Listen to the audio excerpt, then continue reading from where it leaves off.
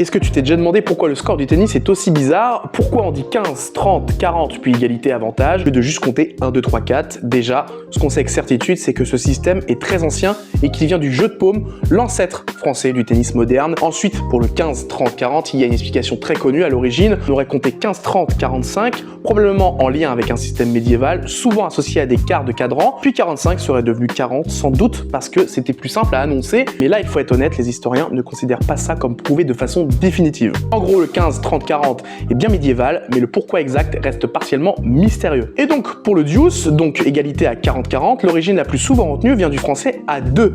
Ça voulait dire qu'il fallait 2 points d'écart pour gagner le jeu, et ça colle parfaitement avec la règle actuelle. À 40-40, il faut enchaîner 2 points pour conclure. Et pour love, qui veut dire 0, là aussi il y a débat. Beaucoup de gens racontent que ça vient du français l'œuf, parce qu'un 0 ressemble à un 9, mais cette explication n'est pas confirmée. D'autres pistes évoquent plutôt le néerlandais lof, où l'idée est de jouer for love, donc sans enjeu d'argent.